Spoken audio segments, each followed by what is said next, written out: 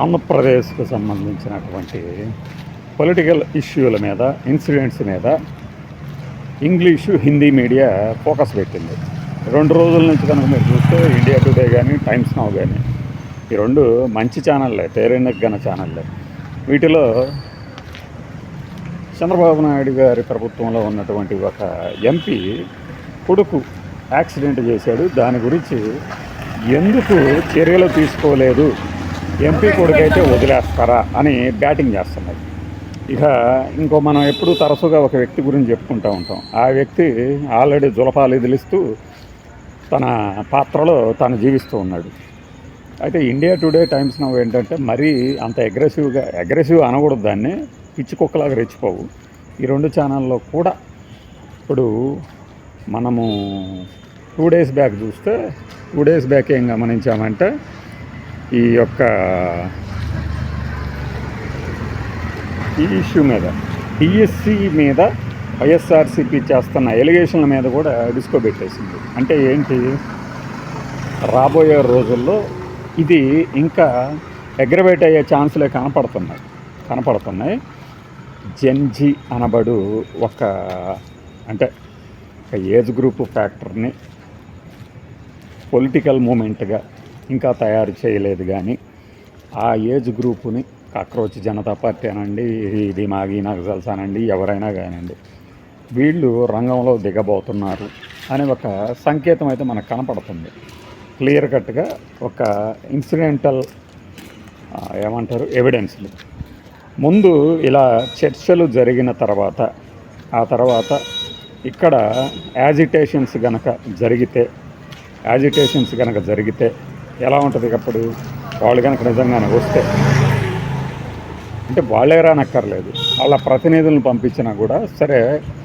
మరి అక్కడ ఇక్కడ ఫస్ట్ ఢిల్లీలో జంతర్ మంతర్ దగ్గర అయింది, ఆ తర్వాత రాంచీలో అయింది, బీహార్లోకి వెళ్ళారు, మధ్యప్రదేశ్లో జరుగుతున్నాయి, ఆంధ్రప్రదేశ్లో ఎప్పటి నుంచో జరుగుతున్నాయి. బట్ వైఎస్ఆర్సీపీకి సంబంధించిన పార్టీ మాత్రమే చేస్తుంది అనే ఒక పిక్చర్ ఉంది కనబడటానికి. కానీ నిజంగా కంప్లైంట్లు ఇవ్వలేదు వీళ్ళెవరు అని చెప్పే వాళ్ళకి ఒక చంపపెట్టు లాంటి వార్త తెలిసింది. ఫిర్యాదులు చాలా ఉన్నాయని.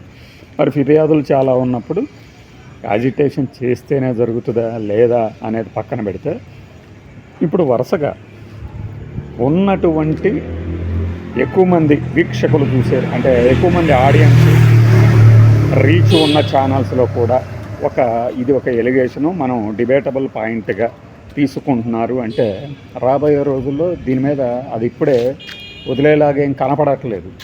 దీని వెనక ఎవరున్నారు, ఈ చర్చల వెనక ఎవరున్నారు అని మనం చెప్పుకోవటం వరకు బాగానే ఉంటుంది. కానీ చర్చల వెనక ఎవరున్నా సరే, వన్స్ అది ఒక హిందీ, ఇంగ్లీషు న్యూస్ ఛానల్స్లో భారీ ఎత్తున ప్రాపగాండా కనుక జరిగితే, ఇది ఖచ్చితంగా ఎన్డీఏ గవర్నమెంట్కి యాంటీగా మిగిలిన పార్టీలు కూడా ఆయా డిస్కషన్స్లో పాల్గొంటాయి.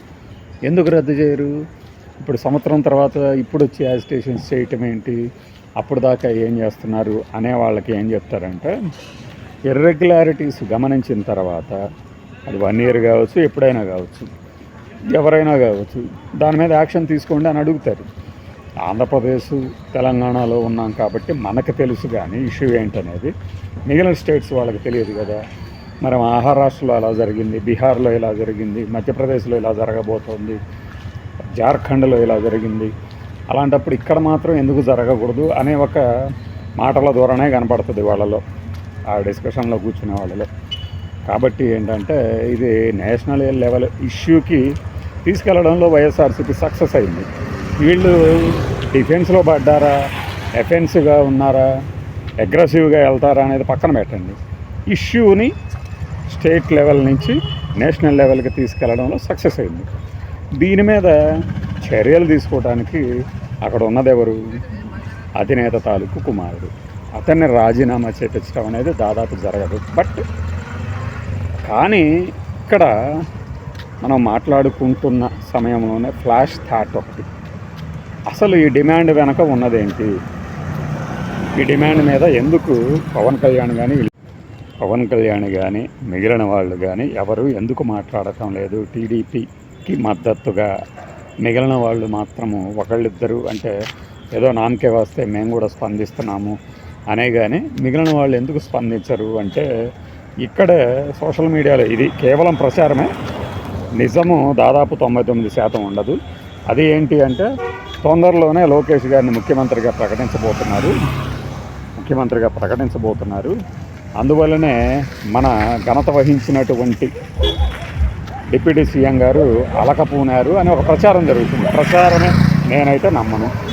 అయితే ఈ ప్రచారాన్ని కనుక మీరు నిశితంగా గమనిస్తే ఇప్పుడు డిఎస్సిలో ఏదో జరిగింది అని చెప్పడం ద్వారా నువ్వు ఈ శాఖలోనే ఇలా జరిగినప్పుడు ముఖ్యమంత్రిగా ఎలా ఎలివేట్ అవుతావు అనే ఒక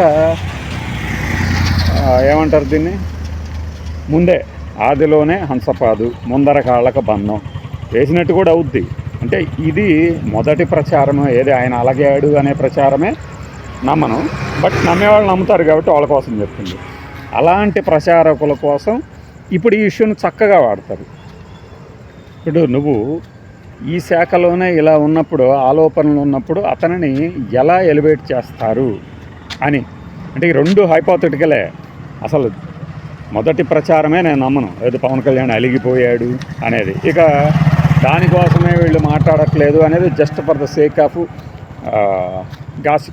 గాసిపింగ్ కోసం మాత్రమే అన్నమాట ఈ మాట. అంతేగాని లేకపోతే అక్కడ దాకా పోయేది అనేది. గాసిప్ గురించి ఎందుకు అంటే మన వాళ్ళు చాలామంది గాసిపింగ్ అంటే చెవులు కోసుకుంటారు, ఫ్యాక్ట్స్ గురించి పట్టించుకోరు. ఇప్పుడు అంత చిన్న బాబుని ఒక టీచరు ఆమె తప్పు ఉంది లేదు అని వెంటనే చెప్పలేను, కానీ ఆవిడ పర్యవేక్షణలో ఉన్నప్పుడే చనిపోయాడు. కానీ కాబట్టి ఆ చిన్న బాబు మరణానికి నైతిక బాధ్యత ఆమె తీసుకోవాల్సి వస్తుంది. ఆ ఇష్యూ మీదే ఎవరు స్పందించలేదు. అది భవిష్యత్ తరాలకు సంబంధించిన విషయం. మనం ఎలాగ విద్యా వ్యవస్థని నాశనం చేసామనేది ఆ ఒక్క బాలుడి చనిపోయిన సంఘటనే చూపిస్తుంది.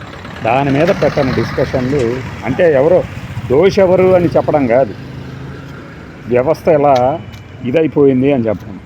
అలాంటి ఇష్యూని మీద ఎవడో చూడ్డు, కానీ ఇలాంటి గాసిప్పులు మాత్రం తెగ చూస్తూ ఉంటారు. అందుకని ఈ గాసిప్పు ఎక్కువ మందిని ఆకర్షిస్తుంది.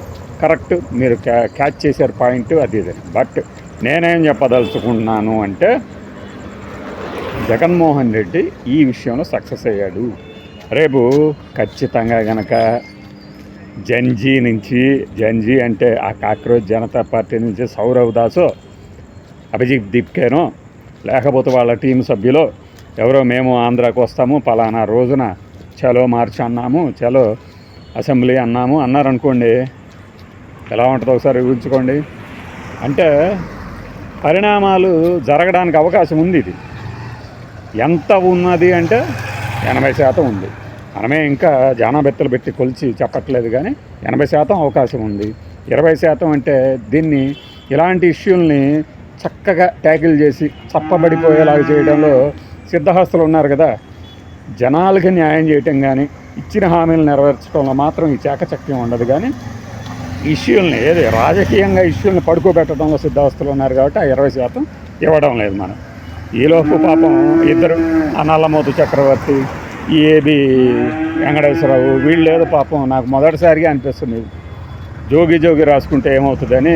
వాళ్ళ సంస్థలో వాళ్ళిద్దరే లైవ్లో కూర్చొని ఏవేవో మాట్లాడుకుంటే ఏమవుతుంది, అది అందరూ మాట్లాడే విషయాలే. పెట్టుబడులు ఎంత వస్తున్నాయి, ఎలా ఇస్తున్నారు, ఇన్సెంటివ్స్ అని చెప్పి అలా పొలిటికల్ ఇష్యూస్లో పడిపోతూ ఎవరి మైలేజ్ కోసం వాళ్ళు ట్రై చేస్తున్న తరుణంలో నేషనల్ మీడియా అని భుజాలు జరుపుకునే ఇంగ్లీషు హిందీ ఛానల్స్ ఆంధ్రప్రదేశ్ రాజకీయాల మీద డిస్కషన్లు పెట్టడం అనేది రాబోయే రోజుల్లో ఎన్డీఏకి చిక్కు పరిణామాలని తెచ్చిపెట్టేదే.